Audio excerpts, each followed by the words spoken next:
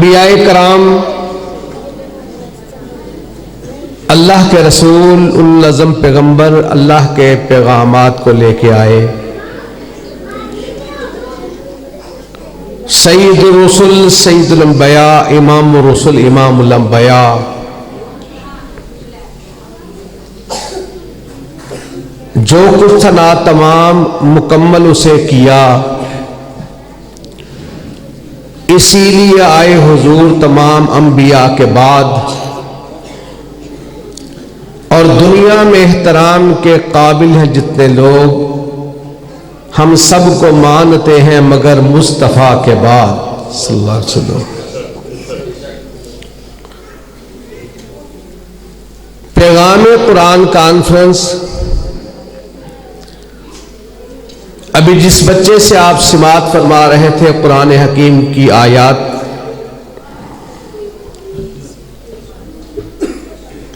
رسول اکرم صلی اللہ علیہ وآلہ وسلم کے جانثار ساتھی سیدنا عمر بن خطاب رضی اللہ تعالی عنہ ایک دن بیٹھے بیٹھے اپنی قسمت پہ نازاں اور فرحاں ہوئے اور کہنے لگے، عمر تو بکریوں کا چرواہا تو نہ بن سکا، اونٹوں کا رکھوالا بھی نہ بن سکا، باپ جھڑکتا تھا، ناراض ہوتا تھا، ڈانٹا کرتا تھا، واہ عمر تو بدو تھا، مگر اسلام کی وجہ سے اللہ نے تجھے وہ عزت عطا فرمائی کہ جو رائے تیری فرش پر ہوتی ہے اللہ قرآن بناتا ہے، عرش سے نازل فرما دیتا ہے۔ ان اللہ یرفع بہذا الکتاب اقواما ویضع بہ آخرین، اس قرآن کی برکت کی وجہ سے اللہ رب العزت بعض قوموں کو عزت عطا فرماتا ہے اور بعض کو اللہ ذلیل و رسوا کر دیتا ہے۔ بچپن سے ایک شعر سنتے آ رہے تھے کہ وہ معزز تھے زمانے میں مسلمان ہو کر، اور ہم خوار ہوئے تاج کے قرآن ہو کر۔ رسول اکرم صلی اللہ علیہ وسلم نے ارشاد فرمایا، اپنے گھروں کے اندر قرآن کی تلاوت کیا کرو، اپنے گھروں کو قبرستان نہ بناؤ۔ اس بات سے جو سمجھ آئی وہ یہ ہے کہ جس گھر میں قرآن نہ پڑھا جائے وہ بھی قبرستان ہے، اور دوسری سمجھ یہ آئی کہ جس قبرستان کے اندر قرآن پڑھا جائے وہ بھی رسول اللہ کے فرمان کی مخالفت ہے۔ سیدنا عمر بن خطاب رضی اللہ تعالیٰ عنہ تشریف فرما، ایک شخص پیغام دیتا ہے اللہ کے نبی جناب محمد رسول اللہ صلی اللہ علیہ وسلم کے ساتھی، جی ایک شخص آیا ہے شام سے آپ سے ملنے کے لیے، آپ کی زیارت کے لیے ملنے کے لیے تشریف لے گئے۔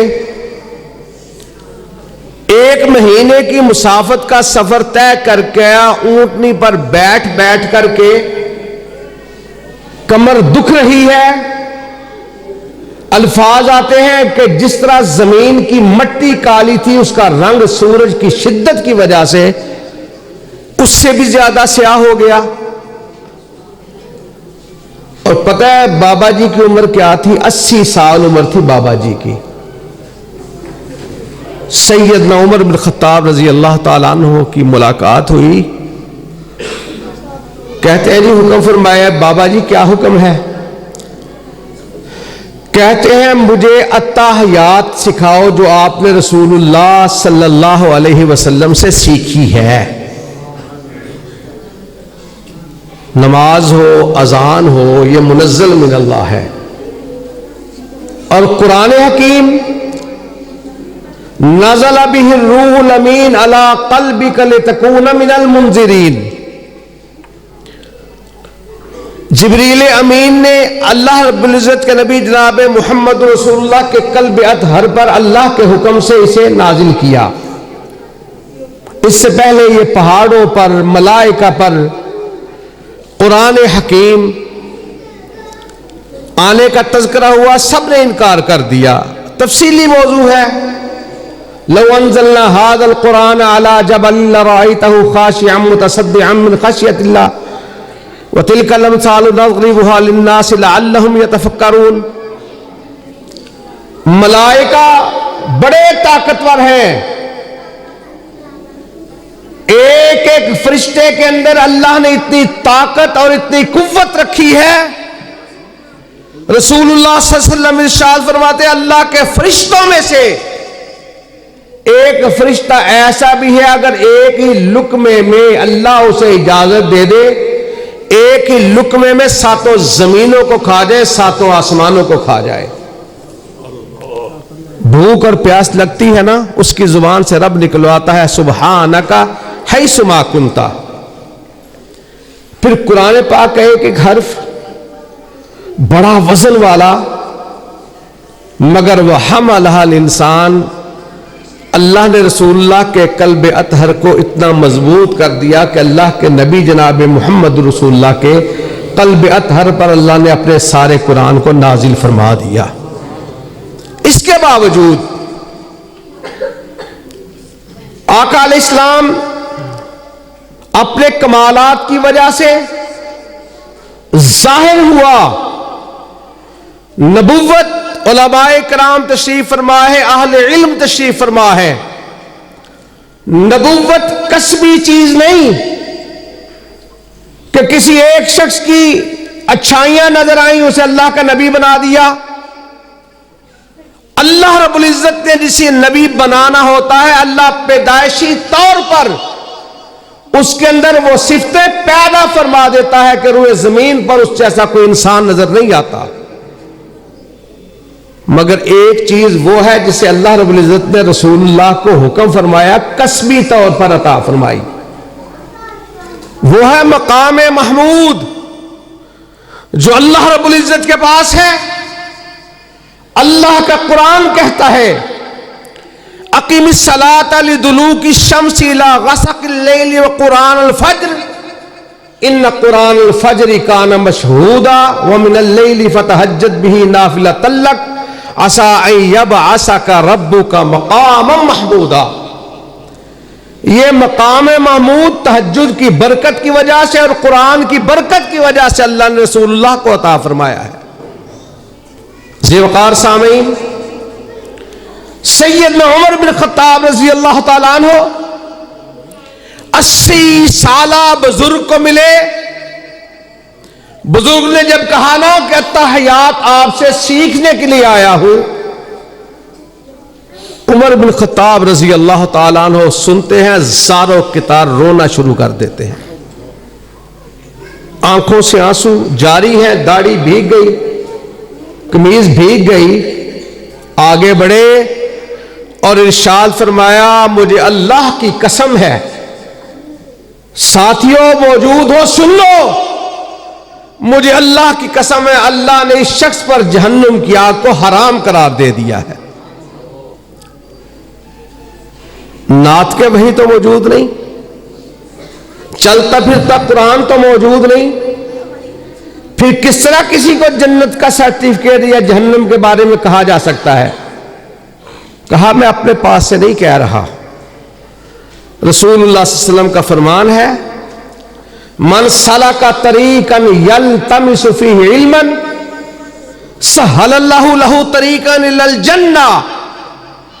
جو علم کے راستے کو صرف ٹچ کر لیتا ہے, ابھی قرآن کا حافظ نہیں بنا, ابھی محدث نہیں بنا, مفکر نہیں بنا, صاحب علم نہیں بنا, ابھی علم کی الف با تا یا اسے نہیں آتی, مگر اسے پتا چلتا ہے یہ علم کا راستہ ہے. مسجد کی طرف نکلا, مدرسے کی طرف نکلا, استاد کی عزت کے لیے توقیر کے لیے باہر نکلا اور ادب کے ساتھ قرائن کو سمجھتا ہوا آگے بڑھتا ہے. اللہ کے نبی جناب محمد رسول اللہ صلی میں علم کے راستے کو صرف ٹچ کر لیتا ہے, اللہ اس کے لیے جنت کی منزلوں کو آسان فرما دیتا ہے. حضرات, یہ بڑے نصیبوں والا گروہ ہوتا ہے. اہل علم کا گروہ, اہل قرآن کا گروہ, اہل حدیث کا گروہ یہ بڑے عظیم لوگ ہیں. بچپن سے سنتے آ رہے تھے کہ ان کے لیے مچھلیاں پانی کے اندر دعائیں کرتی ہیں. حتی النمل فی جوہرہا، چیونٹیاں اپنے بلوں کے اندر ان کے لیے دعائیں کرتی ہیں. اور جب پڑھا نا سلیمان علیہ السلام کا وہ واقعہ بڑا معروف ہے، اکثر علماء کرام پنجابی کا شعر کے اندر بھی اس کا تذکرہ فرماتے ہیں. حتی اذا اتوا علی واد النمل قالت نملۃ ایھا النمل ادخلوا مساکنکم لا یحطمنکم سلیمان وجنودہ وہم لا یشعرون. اللہ کے نبی کا یہ فرمان سچ اور حق تھا، ہے اور قیامت تک رہے گا کہ چیونٹیاں بلوں کے اندر ہیں، ہم یہاں بیٹھے ہوئے ہیں. اہل علم یہاں تشریف فرما ہے. جو سیکھنے کے لیے نکلتا ہے سکھانے کے لیے نکلتا ہے. اللہ رب العزت کو علم ہے، وہ چیونٹیوں کے سامنے اپنے بندوں کے ناموں کے تذکرے فرما دیتا ہے. فلاں بچہ، فلاں ابن فلاں، فلاں عالم، فلاں قاری. مچھلیاں ہیں پانی کے اندر، ہمیں ان کی تعداد کا تعین نہیں، ہمیں ان کے بارے میں علم نہیں، مگر اللہ رب العزت نے حشرات الارض کو، پانیوں کی مخلوقوں کو ہمارے نام سکھا دیے. ہمیں پتہ بھی نہیں اللہ کی وہ مخلوق نام لے لے کر ہمارے لیے رب سے دعائے مغفرت فرما رہی ہے. اور مثال وہی قرآن پاک کی آیت. سیدنا سلیمان علیہ السلام لاؤ لشکر لے کر نکلے. کہاں جانا ہے؟ چلتے ہیں اللہ سے بارش کے لیے التجا کرنی ہے، دعا کرنی ہے. جب چیونٹیوں کی وادی میں پہنچے، حتی اذا اتوا علی واد النمل قالت نملہ ایھا النمل ادخلوا مساکنکم لا یحطمنکم سلیمان وجنودہ وہم لا یشعرون فتبسم ضاحکا من قولہا. اللہ کے نبی مسکراتے ہیں. چیونٹی کی آواز کو اللہ نے سنوا دیا، سلیمان علیہ السلام کا نام سنوا دیا. رب کی طرف سے فیصلہ آ گیا، سلیمان جی آپ اور آپ کا لشکر لوٹ جائیں. آپ کی آمد سے پہلے ہم نے چیونٹیوں کی دعاؤں کا اپنی بارگاہ میں قبول و منظور فرما لیا ہے. اور دل سے جو بات نکلتی ہے نا وہ اثر رکھتی ہے. اس کے پر نہیں ہوتے مگر پرواز کی طاقت اللہ اسے عطا فرما دیتا ہے. یہ بچہ ہو، بڑا ہو، بزرگ ہو، یہ عجیب اللہ کا کلام ہے. پڑھے گا راحت ملے گی، سکون ملے گا، عمل کرے گا جنت ملے گی. ایک وہ ہے جنہیں بڑی مشکلات ہیں، ہر کوئی استہزاء اڑائے، مذاق اڑائے، اس کی ہمت نہیں کہ قرآن پاک کو لوگوں کے سامنے کھل کر کے تلاوت کر سکے. پھر یہ مشکلات کے اندر اٹکتا ہے، بار بار اٹکتا ہے. اس کے اٹکنے کی وجہ سے لہو اجران اللہ رب العزت سے دوہرا ثواب عطا فرما دیتا ہے. ایک قرآن کے پڑھنے کا ثواب ہے، ایک تیرے لیے اڑھنے کا ثواب ہے. احمد ابن حنبل رحمہ اللہ کو خواب میں اللہ رب العزت کی زیارت ہوئی. کہتے ہیں اللہ جی اگر پھر آپ سے ملنا چاہوں تو پھر کیسے ممکن ہے آپ سے ملاقات؟ اللہ رب العزت نے ارشاد فرمایا جب بھی مجھ سے ملاقات کی خواہش ہو قرآن کی تلاوت کرنا شروع کر دو، میں آپ سے ملاقات کا موقع آپ کو ضرور عطا فرما دوں گا.